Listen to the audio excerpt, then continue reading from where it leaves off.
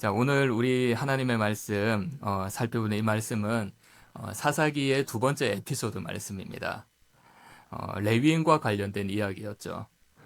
어, 지난주부터 우리가 레위인에 대한 이야기를 계속 살펴봤는데요. 지난주 말씀 기억하시죠? 어떤 내용이었는지. 지난주라서 다 기억하실 줄 믿습니다. 얼마 지나지 않아서 다 기억하실 줄 믿습니다. 제가 믿을게요, 그렇게. 지난주에 레위인의 첩이 죽은 사건을 다루었어요. 레위인이 죽은 첩의 시체를 12조각을 냈죠. 그 12조각을 내서 한 조각씩 다 지파별로 보냅니다. 이스라엘의 12지파가 있잖아요. 각각 한 조각씩 다 보내버렸어요. 자, 이 레위인은 너무 잔인한 행동을 했습니다. 참혹한 일이 이스라엘에게 있었던 것이죠. 자, 레위인이 이렇게 한 것은 자기의 자기의 아내가 죽은 사실이 슬퍼서 한 것이 아닙니다. 내가 너무 억울해서 그랬던 거예요. 나의 억울함을 풀어보려고 그렇게 잔혹한 일을 했던 것입니다. 자, 그래서 이 레위인의 이 모습을 보고 각 지파들은 모두 한자리로 모입니다. 기브아 사람의 지파인 이 베냐민 지파만 빼고 11개의 지파들이 한 곳에 모이는데요. 자, 기브아 사람들이 서로 모여서 이 일을 도대체 어떻게 해야 되는가 서로 의논하면서 이 모든 과정을 풀어나가고 있습니다. 자, 이 과정이 오늘 말씀이 이 과정을 다루고 있습니다. 자, 여러분 오늘 말씀이 포함된 사사기의 에피소드, 당시 이스라엘의 종교성의 문제, 도덕성의 실패, 이것을 보여주고 있어요. 자, 그런데 오늘 말씀에서 우리는 이 말씀을 통해서 하나님께서 우리를 향하신 마음을 볼 수 있고요. 우리의 신앙을 도전할 수 있는 말씀을 발견할 수 있습니다. 자, 그래서 오늘 이 시간 하나님께서 우리 모두의 마음을 열어주시기를 원합니다. 이 말씀이 그냥 이스라엘의 말씀이 아니에요. 우리의 모습을 그대로 보여주고 있는 말씀입니다. 이 말씀이 우리의 모습을 보여준다고 해서 낙심하지 말고 하나님께서 이 말씀을 통하여 우리가 어떻게 살아가기를 원하는지, 믿음의 자녀로서 어떠한 일을 행하시는지 그 하나님의 뜻을 깨닫는 복된 시간이 되시기를 축복합니다. 자, 이제 첫 번째 이스라엘 지파들의 반응을 보겠습니다. 두 무리가 있습니다. 11지파와 베냐민 지파. 자, 이 두 지파를 계속 우리가 살펴볼 건데요. 이 두 무리의 반응, 이 반응의 결론은 그냥 싸운다라는 거예요. 싸우려고 한다라는 거예요. 자, 먼저 11지파 보겠습니다. 사람들이 모였습니다. 이 사람들은 군사들을 데리고 왔어요. 군사들을 데리고 왔다라는 것은 이 회의의 결과를 상관하지 않겠다라는 거예요. 이미 이들 마음속에는 이 베냐민 지파들을 공격하겠다, 심판하겠다라는 마음이 있었던 겁니다. 사람들은 흥분했습니다. 화가 났습니다. 도대체 어떻게 이 하나님께서 역사하시는 우리 민족 안에 이런 일이 일어날 수 있느냐. 큰 소리를 내는 사람들도 있었을 거예요. 그래서 당사자인 레위 사람에게 물어보죠. 이 레위 사람의 말을 듣고 이 11지파가 어떻게 했죠? 8절 9절, 8절 9절 함께 읽겠습니다. 시작. 모든 백성이 일제히 일어나 이르되.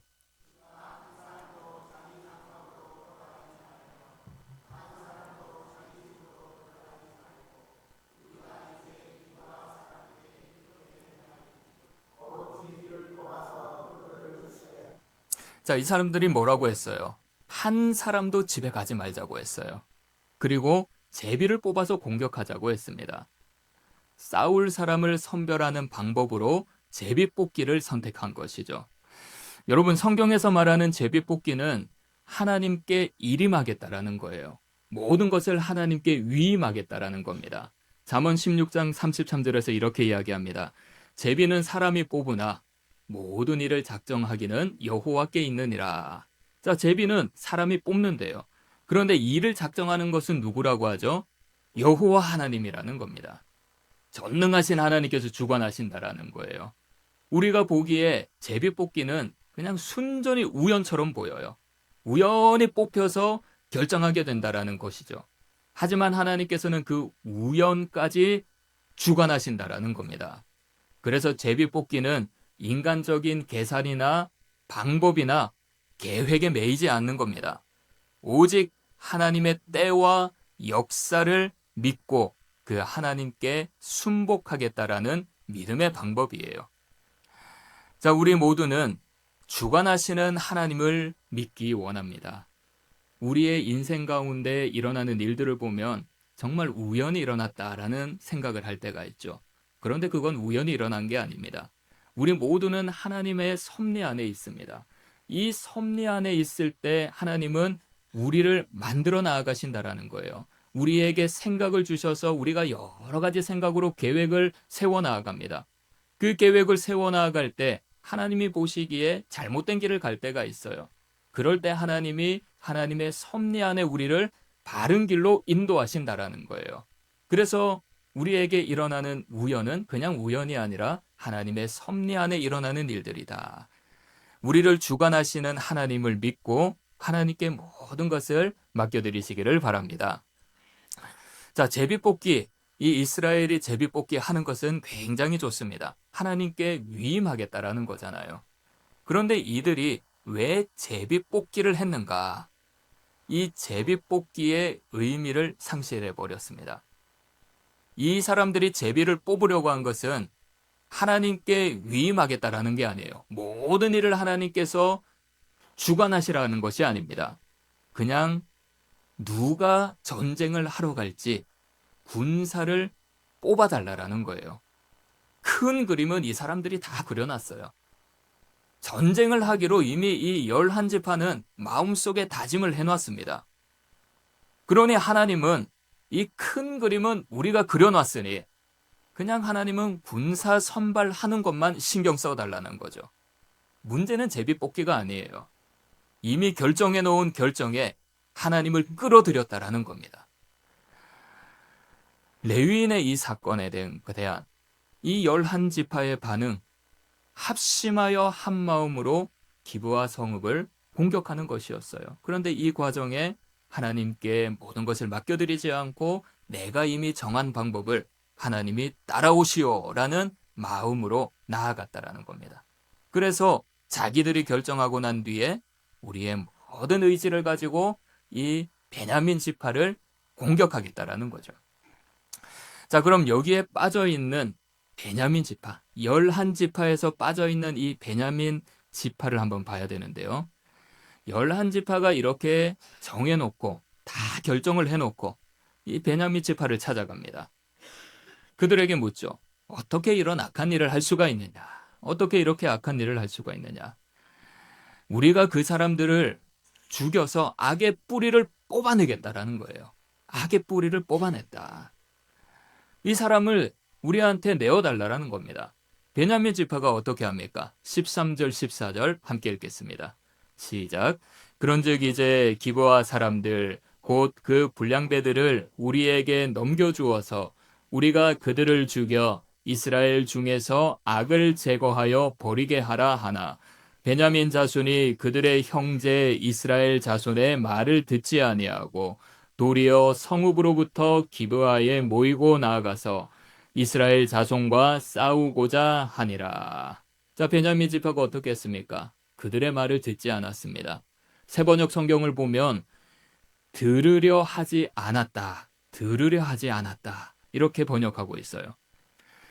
여러분, 우리가 다른 사람에게 정말 성심을 다해서 우리 이렇게 하면 어떻겠습니까? 질문을 했을 때 그 상대방의 반응이 이 베냐민 지파와 같았으면 어떻습니까? 내가 정말 존중하는 마음으로 물어봤는데 이 사람이 듣지 않는 거예요. 그러면 여러분들 어떻게 했어요? 기분 나쁘겠죠. 기분 나쁩니다. 지금 베냐민 지파의 태도가 그렇다라는 거예요. 사람을 정말 기분 나쁘게 하는 태도입니다. 너희는 말해라. 나는 동의하지 않을 것이다. 나는 그렇게 안 할 것이다. 이들은 말을 듣지 않고 기브와 성읍에 다 모입니다. 이 베냐민 지파가 다 기브와 성읍에 모여요. 그리고 강요하는 이 11지파와 싸우려고 합니다. 베냐민 지파 역시 공격적이었죠. 자, 여러분, 베냐민 지파와 이 11지파의 반응 정리하겠습니다. 이 11지파의 반응은 둘 다 공격적이었어요. 여러분들 이 지파의 반응을 보면 어떤 생각이 듭니까? 저는 이런 생각이 들었습니다. 왜 저렇게 분노하는가? 왜 저렇게 화를 내는가? 왜 다툼으로 밖에 반응하지 못하는 것인가? 우리는 이들의 반응을 조금 더 살펴볼 필요가 있는데요. 이들의 공통된 특징은 사건에 대한 애통함이 없다라는 거예요. 사건에 대한 애통함은 없고 단지 그냥 저 사람들을 공격하고 적대적으로 반응하겠다라는 것밖에 없습니다. 여러분, 이들은 한 민족입니다. 그럼 공동체 안에서 아픈 일이 있거나 큰 일이 있으면 어떻게 해야 됩니까? 애통해하면서 한 마음으로 이겨나가야 되잖아요. 애통해하면서. 자, 그런데 이들은 어떻게 했습니까? 그럴 마음이 없었습니다. 그럴 마음이 없었어요. 한 마음이긴 했어요. 하나의 마음이긴 했어요. 하지만 애통해하면서 서로를 품으려고 하는 것이 아니라 서로를 싸우기 위해, 서로를 공격하기 위해 각각 한 마음을 품었다라는 것입니다. 그래서 이 11지파와 베냐민 지파는 같은 사건을 보고도, 같은 하나님을 알고도, 같은 민족의 아픔 앞에 있어도 서로를 향해서 싸우려고 했던 것입니다. 애통함이 없었다라는 거죠. 자, 이제 두 번째로 넘어가겠는데요. 여기서 이런 질문이 듭니다. 왜 이들은 애통하지 못했는가? 아픈 사람들을 보면 애통해야 되잖아요. 긍휼한 마음을 가져야 되잖아요. 우리 가족 안에 정말 안 좋은 일이 있으면 이 일이 왜 이렇게 생겨났는가? 이런 마음을 품어야 되잖아요. 그런데 왜 이 사람들은 애통하지 못하고 서로 대적을 하려고 했던 것인가? 두 가지를 살펴보겠습니다. 첫 번째, 진실을 숨겼기 때문입니다. 애통하지 못했던 이유, 진실을 숨겼기 때문이다. 자, 11지파 한번 보겠습니다. 자, 이 지파들은 이 사건의 진상을 알기 위해서 레위인의 이야기를 들었어요. 자, 레위인이 뭐라고 하죠? 4절 5절 함께 읽겠습니다. 시작. 레위 사람 곧 죽임을 당한 여인의 남편이 대답하여 이르되 내가 내 첩과 더불어 베냐민 속에 기브아에 유숙하러 갔더니 기브아 사람들이 나를 치러 일어나서 밤에 내가 묵고 있던 집을 애워싸고 나를 죽이려 하고 내 첩을 욕보며 그를 죽게 한지라.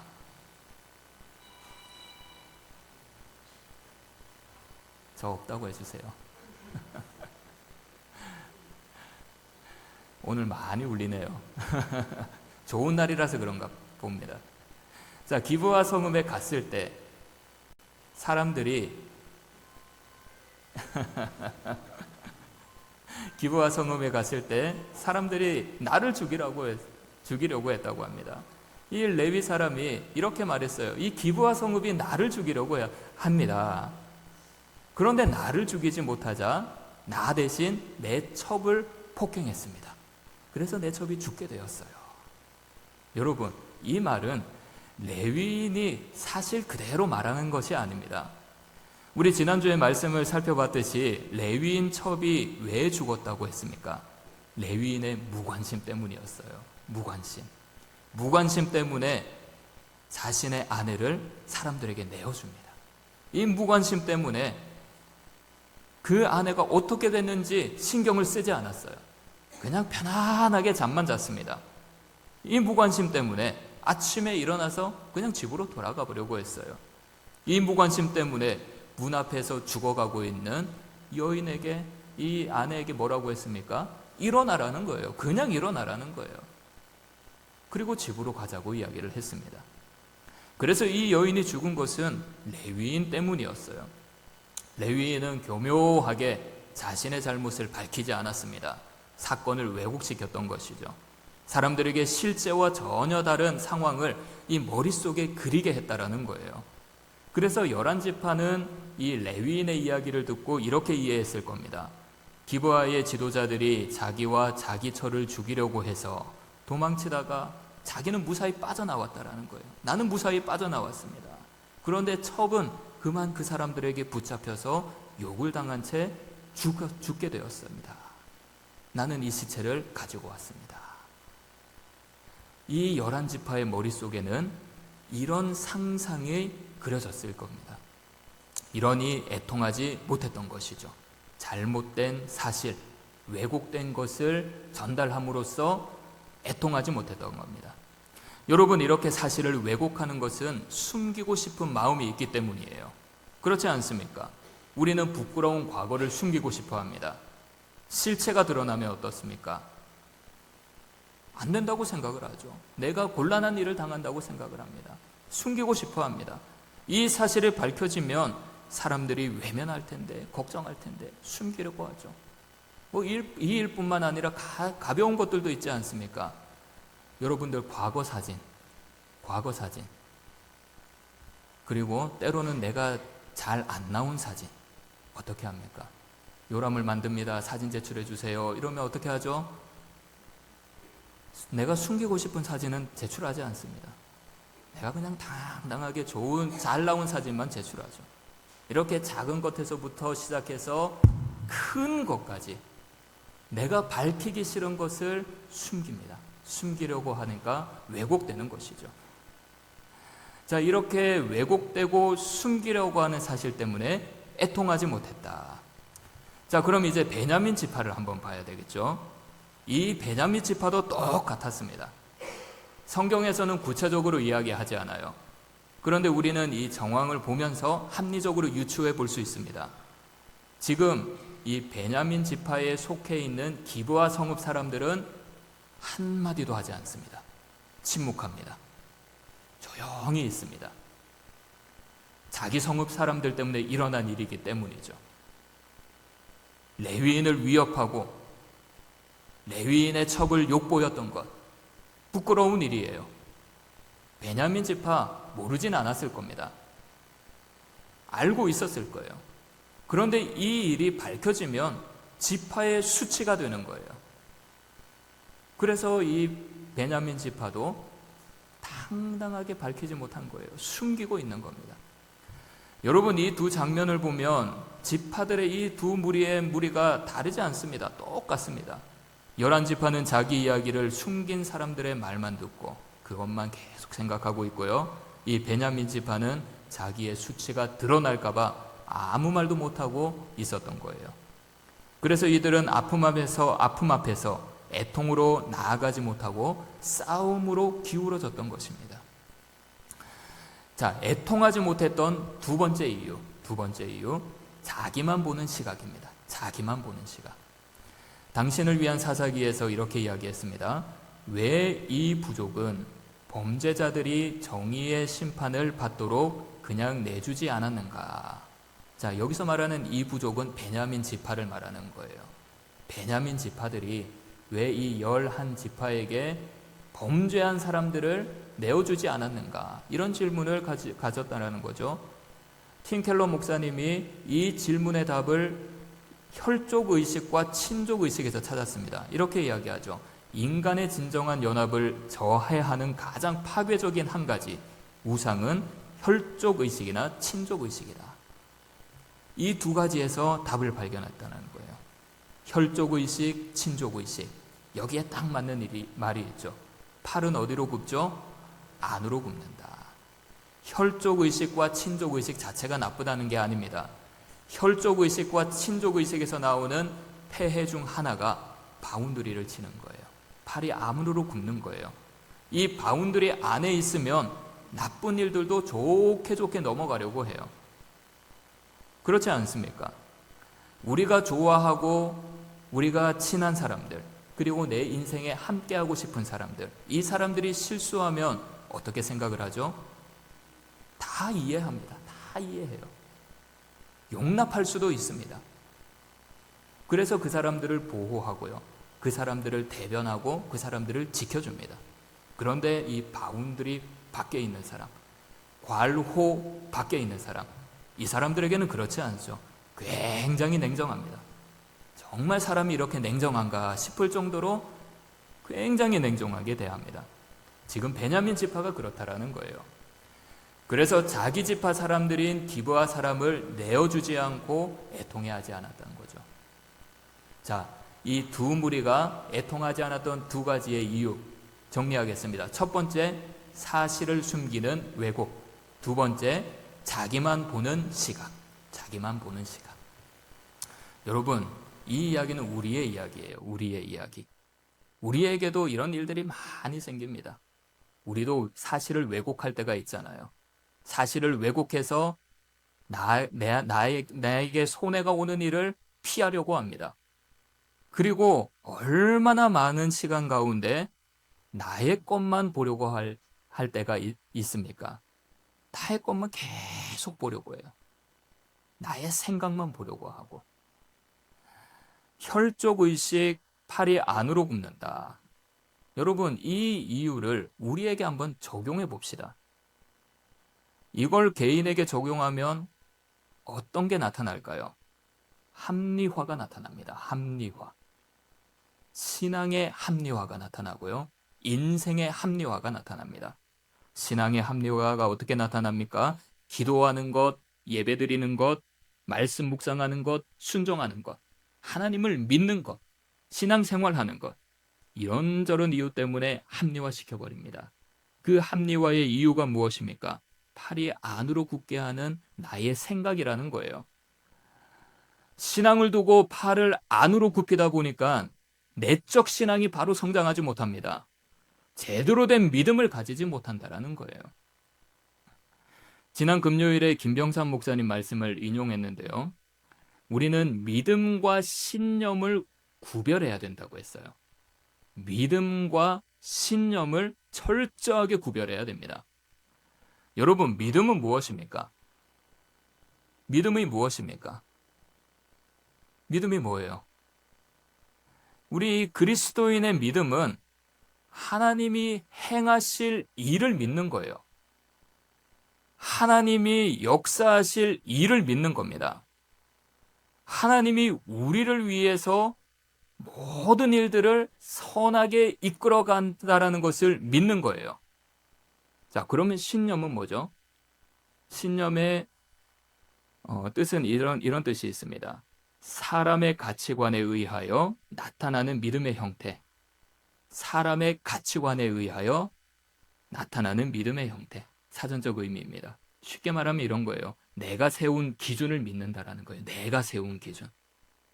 그래서 우리는 이 믿음과 신념, 하나님을 믿는 것인가, 내 신념을 믿는 것인가, 이걸 구별해야 된다라는 겁니다. 우리의 믿음이 하나님을 향한, 하나님의 일하심을 향한 믿음인가? 나의 믿음이 내가 세운 나의 기준을 향한 믿음인가? 많은 경우에 우리는 하나님이 하실 일을 믿는 게 아니에요.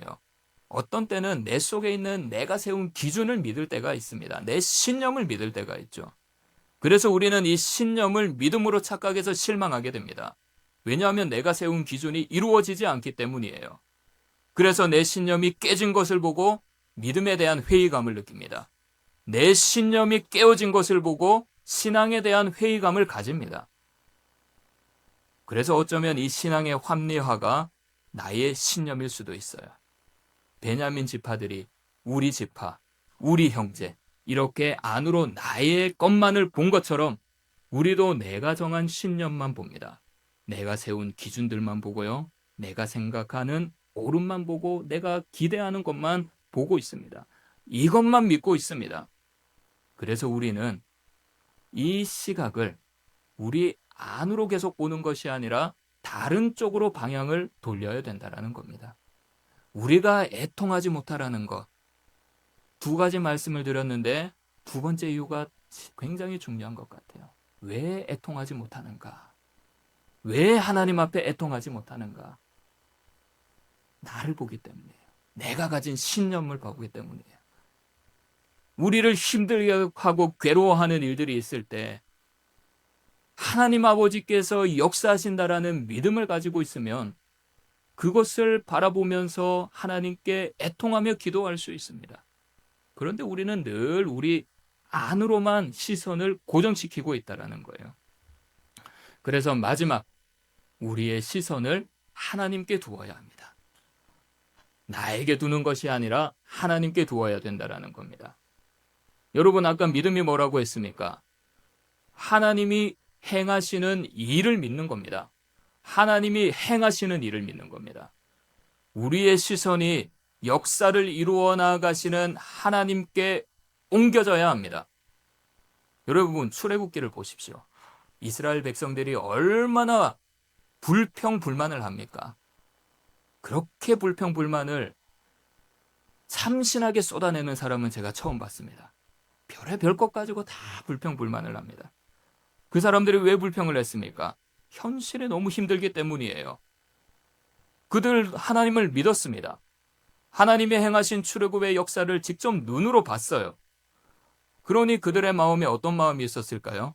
하나님이 우리를 도와주시니 이쯤 되면 괜찮을 거다라는 생각을 하고 있었을 겁니다.